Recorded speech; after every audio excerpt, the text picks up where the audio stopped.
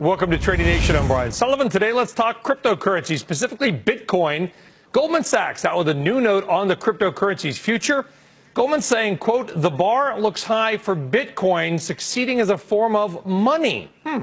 Let's talk about Bitcoin and blockchain with the Trading Nation team. Matt Maley with Miller Tabak, Dennis Davitt with Harvest Volatility Management. Here's the gist of their report, which I find very interesting.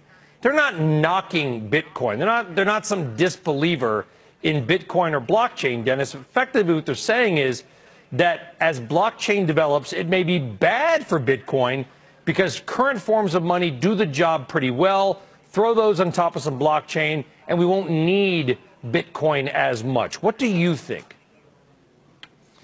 I mean, I can weigh in not being an expert on Bitcoin, but that doesn't seem to have stopped anybody from weighing in their opinions on Bitcoin.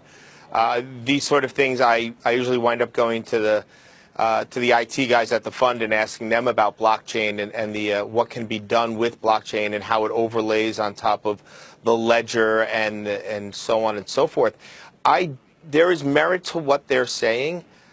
In terms of blockchain on top of multiple cryptocurrencies that are in the marketplace right now is definitely a threat to Bitcoin, but I will also fall back on there's such a first mover advantage in cryptocurrency or in anything new.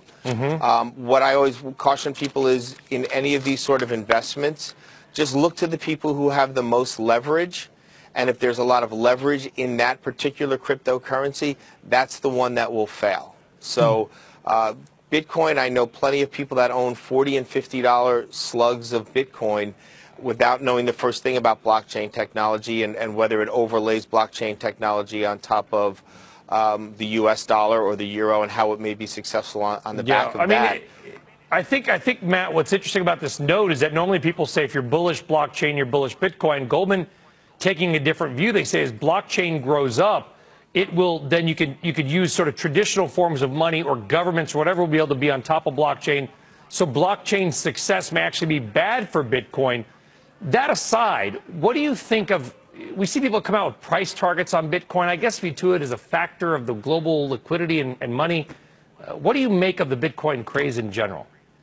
Well, I think we have to look at it. I mean, I take a little bit of a cynical look at it on the one hand, but look at, first of all, if it is going to change the world, we have to look what happened to Amazon. It changed the world, but the stock went down 95% at one time, so on its way to changing the world. Apple Computer changed the world with PCs, but its stock in the mid-90s got clobbered, and the company didn't almost go out of business, but it fell away off the radar screen before it came back, after Steve Jobs came back. So it can have a lot of big ups and downs. But the other thing we have to look at with this whole currency thing is that there's a reason the government of the United States, business of the United States, they like the fact that somebody has control over or at least some sort of an impact over our currency, and so does any other country. So, I mean, everything's happening so much faster than it was 50 years ago, or even 10 years ago.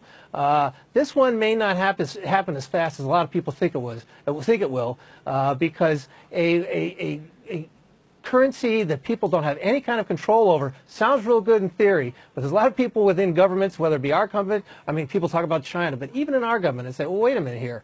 So there's going to be a lot of hurdles to get over. There's going to be a lot of volatility. It's going to take longer than I think a lot of the big, really fast gains that have taken place in so many different other areas of the world. This may happen a little bit slower than people think.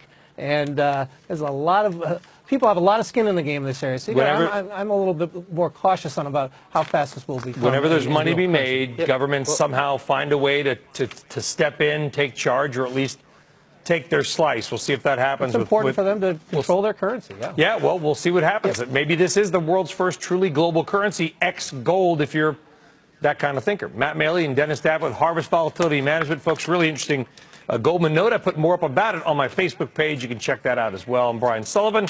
We'll see you next time.